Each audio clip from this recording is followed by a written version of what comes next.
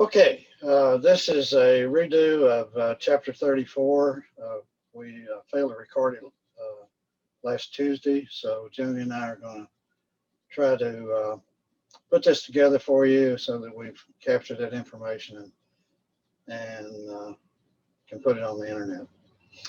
So Jacob has returned to Canaan and settled near Shechem. This is a place that both his father and his grandfather often occupied. And Isaac has never left Canaan, but Abraham did for a short period of time when he went to Egypt. So now we're going to see in this chapter where the sins of Jacob have played out in his own children. And the storyline now leads to his daughter, Dinah. This is my normal disclaimer, which we'll skip over. And Joni, if you'll read the first 4 verses here of chapter 34, appreciate it. Now Dinah, the daughter Leah had born to Jacob, went out to visit the women of the land. When Shechem, son of Hamor, the Hivite, the ruler of that area, saw her, he took her and raped her. His heart was drawn to Dinah, daughter of Jacob. He loved the young woman and spoke tenderly to her. And Shechem said to his father Hamor, "Get me this girl as my wife." Okay, so back in Genesis chapter 30, verse 21, that's where we learned about Dinah. And it says, we learned that one of the children born to Leah was a daughter named Dinah. So this is towards the end of the line of sons that were given to Jacob. And Dinah is mentioned specifically there. And rarely does the Bible do mention to women, but it's in the genealogies anyway. And this pattern doesn't really mean that women are valued. It's just that the Bible reflects from a cultural standpoint, determines the families based on their identities of the son. So you said something that women are valued. You mean valued less? Valued less. You didn't Okay. say less. That's a major Big difference. word. Thanks, Tony, for pointing that out. So in verse 1, we're told that Dinah went to visit the women of the land there being Canaan, of course. And the occupants of this land are Canaanites, and they're basically ungodly people. So Jacob has decided to settle outside the city. And basically the reason he did that is to separate his families from the Canaanites. And that's important to the story. This story occurs several years after the family had settled in the area. And the way we know this is because Dinah is now a woman. As they were leaving the area of Haran, and remember that Jacob stayed in Haran for about 20 years, and after about 7 years, he married, and then probably by about the 8th year, he began having children. And Dinah is probably a young lady at this point in time. So if Jacob was there for 20 years, he only married after 7 years, she was probably only a young child, maybe at 6 years old at most. So we know from this that it's several years later. And as we said earlier, the Canaanites are sinful people. They're wicked people. They worship idols. They practice child sacrifice. They have rituals that included prostitution and sodomy. So this is certainly not a people that Dinah should be involved in. But anyway, she went there to visit a woman, and Shechem, the son of Hamor, takes notice of her. He's the ruler of this area, the king, if you want to call him that, and he takes her by force and rapes her. And few offenses are more egregious than rape in this culture, and typically it is a penalty of death if you commit this type of crime. So he becomes attracted to her, has a desire that she become his wife, and he's asking his father here to get this woman for her. All right, Joni, verses 5 through 7. When Jacob heard that his daughter Dinah had been defiled, his sons were in the fields with his livestock, so he did nothing about it until he came home. Then Shechem's father Hamor went out to talk with Jacob. Meanwhile, Jacob's sons had come in from the fields as soon as they heard what had happened. They were shocked and furious because Shechem had done an outrageous thing in Israel by sleeping with Jacob's daughter, a thing that should not be done. Okay. So Jacob hears about the ruler and his daughter, and that she's defiled. And his action is fairly typical for Jacob in that he basically does nothing. He stays silent, and he's waiting on his sons to come in to kind of get their reaction to it. Shechem's, I'll get the name right in a minute, father comes to Jacob and negotiates for the marriage of Dinah. The brothers are incensed over the treatment, and they declare that it's disgraceful, and they mention in Israel here the scripture. So this is the first time that we see in the Bible that the family of Jacob is collectively called Israel. So this now becomes basically an identity for the family. And during these times, it's really a national identity because typically the Canaanite cities are identified as settlements. They usually have a king. Those kings usually come from the ruling family of the area, and that's fairly typical. Israel itself is really a nomadic people.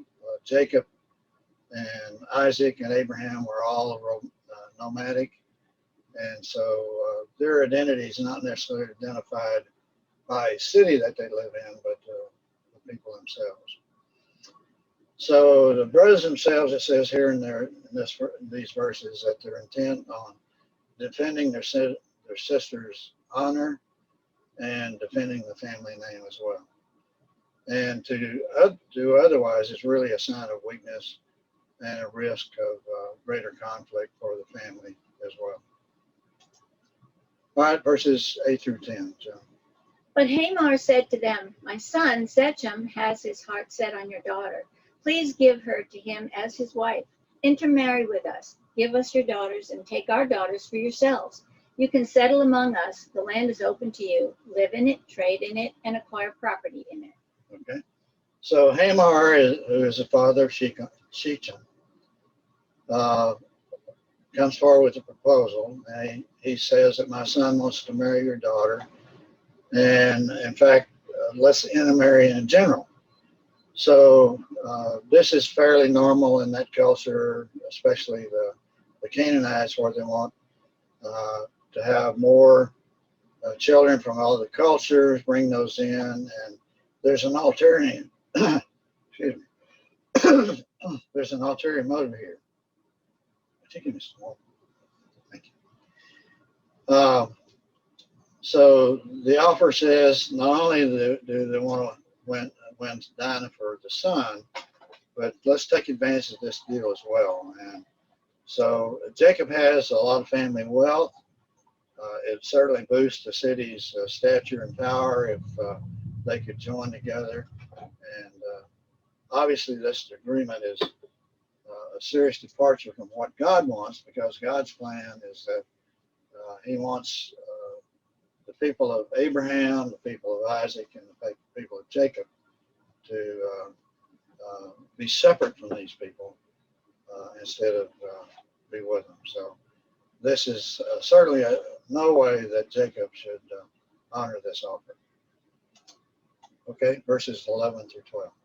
Then Shechem said to Dinah's father and brothers, "Let me find favor in your eyes, and I will give you whatever you ask. Make the price for the bride and the gift I am to bring as great as you like, and I'll pay whatever you ask me. Only give me the young woman as my wife." Okay, so Shechem himself speaks out. Notice that he doesn't acknowledge the rape of Dinah or any admission of guilt. He just simply says, name your price, and he'll pay it. So Jacob now faces a decision on how to respond to the situation. On the one hand, if he agrees to it, he could receive a high price for Dinah.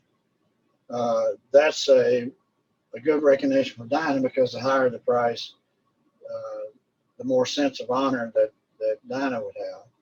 The lower the price, obviously, it wouldn't be beneficial. But no price could erase the shame suffered by the family. So, as is customary, Jacob kind of leaves it to his sons to take the lead in the negotiation. And we'll see that next. Verses 13 through 17. Because their sister Dinah had been defiled, Jacob's sons replied deceitfully as they spoke to Shechem and his father Hamor. They said to them, "We can't do such a thing. We can't give our sister to a man who is not circumcised. That would be a disgrace to us. We will enter into an agreement with you on one condition only, that you become like us by circumcising all your males. Then we will give you our daughters and take your daughters for ourselves. We'll settle among you and become one people with you. But if you do not agree to be circumcised, we'll take our sister and go." So notice here in verse 13 that Moses tells us that Jacob's sons replied deceitfully. So you can take these verses to mean that no matter what they're telling you in the verses, they have no intent of honoring this agreement. So what you got to ask is what's their motive here? So they're basically saying, we'll agree to Dinah's marriage here, but only if you will circumcise yourself, and not only Shechem circumcised himself, but all the men in the city as well. So basically, like father, like Jacob, the sons are becoming very deceitful, very diplomatic, and it's a trait that they're following based on the example that Jacob says. The question that we've got to ask is, do we think that God will vindicate Dinah's honor, even if they come up with a plan or not? And sometimes the Lord will use circumstances like this to, number one, ensure Jacob's protection, but also to punish those that punish Jacob. And one of the things that God had promised is that if there's people that favor Jacob, he will favor those people. But if there's people that curse Jacob, he will also curse them as well. So we're actually seeing this play out in the circumstances here. So basically, what you got to think about what happens if these men are circumcised. They're going to be in pain for several days. There may be infections. We know that in these circumstances that if there is infections, the men will be unable to perform for a few periods of time. And there's no hospitals around or no antibiotics to help out in these situations. So his sons realize that this is going to happen and know what to anticipate. All right, verses 18 through 24, Johnny. Their proposal seemed good to Hamor and his son Shechem. The young man, who was the most honored of all his father's family, lost no time in doing what they said, because he was delighted with Jacob's daughter. So Hamor and his son Shechem went to the gate of their city to speak to the men of their city. "These men are friendly towards us," they said. "Let them live in our land and trade in it. The land has plenty of room for them. We can marry their daughters and they can marry ours. But the men will agree to live with us as one people only on the condition that our males be circumcised, as they themselves are. Won't their livestock, their property, and all their other animals become ours? So let us agree to their terms, and they will settle among us." All the men who went out to the city gate agreed with Hamor and his son Shechem, and every male in the city was circumcised. Okay. So we see that Jacob's son's deception is working. The city leaders have agreed to it, and notice that Shechem went to the city gate, and that's normally where commercial activities takes place, meetings would take place, and so forth for cities during that time. And he spoke to them. They agreed to the circumstances and so forth. They felt this was beneficial for them, that they would gain maybe livestock and so forth from the negotiation with Jacob. They'd be able to intermarry with some of the daughters of Jacob's family. So this sounded like a good deal for all of them. But as I mentioned, there's no sharp knives for performing this kind of thing during this time. There's no anesthetic, so this is going to be a painful experience for all of them. And God's position, as I mentioned, is He doesn't want to see this happen. So intermarrying with the other peoples was something that God prohibited, and is even true today. And we see in 2 Corinthians 6:14 these words. This is from Paul. Do not be yoked together with unbelievers, for what do righteousness and wickedness have in common? Or what fellowship can light have with darkness? So even today, God is asking us to be very cautious about our dealings with unbelievers and how we deal with it.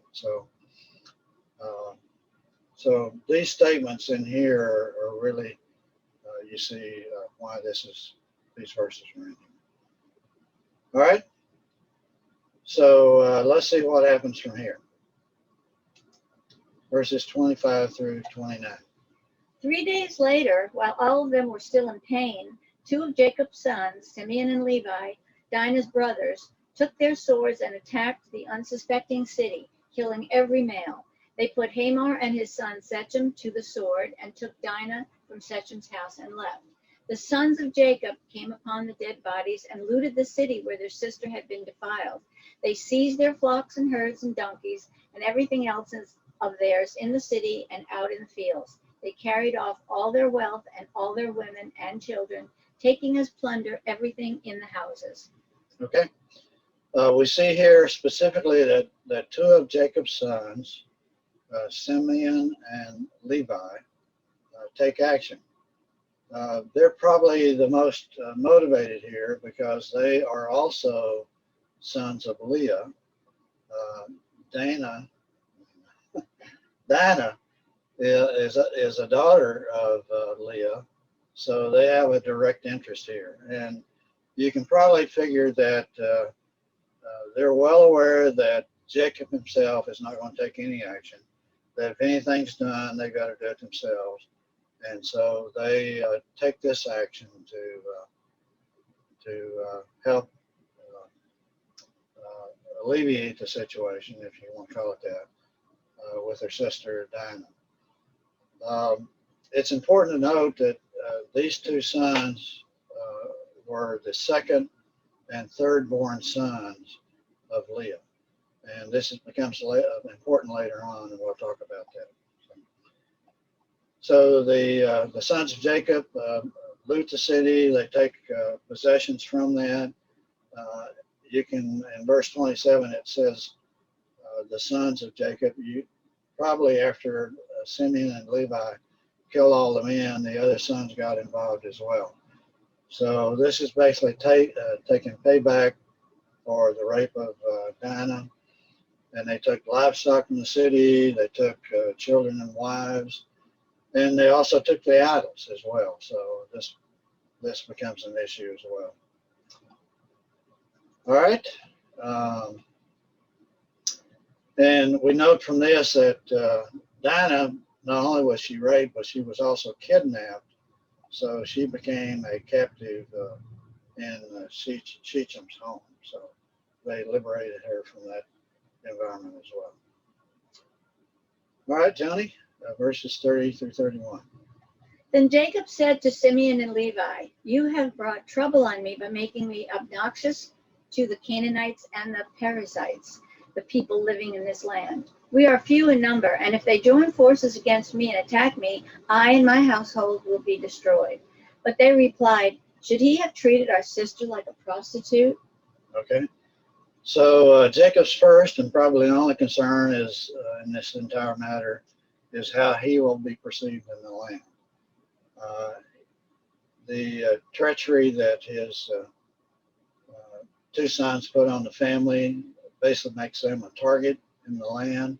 He was concerned about other people attacking them for what they had done.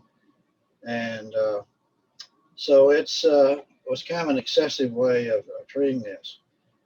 But you got to ask yourself, has God been involved in this process? And in reality, he probably was.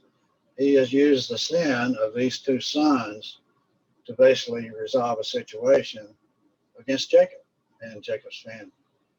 So he made good use of them from this standpoint. Let me see what else. So these two sons are guilty of a sinful action.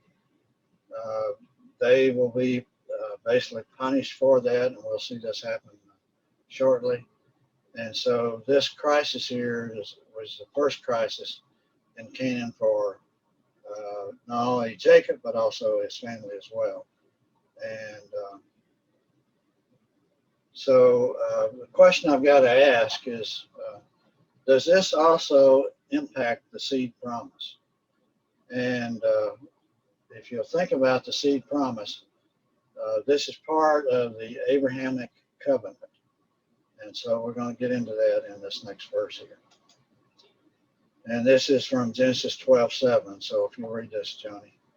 The Lord appeared to Abram and said, "Take your offspring, and I will give this land." So he built an altar there to the Lord who had appeared to him. Okay. It says, the verse says, "to your offspring." So this is part of the Abrahamic covenant. We see it first here in Genesis 12:7. It's repeated in chapter 13, verse 15, and also later in chapter 24, verse 7. And all these are promises that God made to Abraham in the Abrahamic covenant. Part of that includes the promise of land, which the Israelites will never totally take possession of until Christ returns again. But in this process, he has always said that I will prosper you, being Abraham. I will protect you. I will curse those that curse you.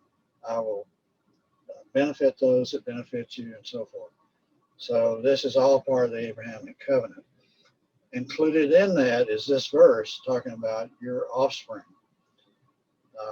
And notice in this that offspring is singular. You've got to ask yourself, why is this story of Dinah recorded in the Bible by Moses? And as it turns out, this crisis was perpetrated to make a point about the two sons, Simeon and Levi, because they are second and third in line to the patriarch, or the blessings of God through Abraham, Isaac, and Jacob.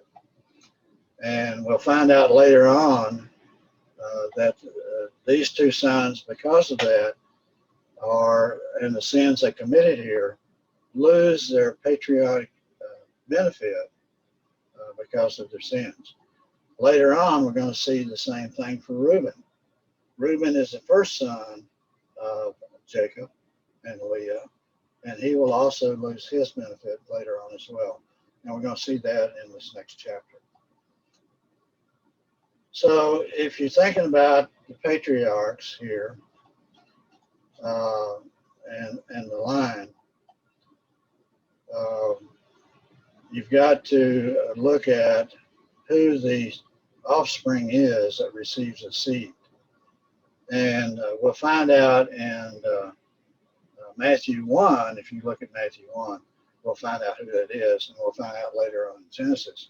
But it becomes because of the sins of both Reuben, Simeon, and Levi, that the patriarch and the offspring of the seed will lead to Judah, who is the fourth son of them. Now, what does offspring mean and what does seed mean? And this is a direct reference of the line that leads to Christ. The offspring and the seed here is directly related to Christ himself. And we know that by reading in Galatians 3:16, which is comments made by Paul, where he says that the offspring or the seed is singular, and the fact that this is related directly to Christ. I don't have that directly in here, but that's where we lead from there. And that's the end of this chapter, and that's the reason that this whole thing is in there, is the story of Dinah, is because of this belief.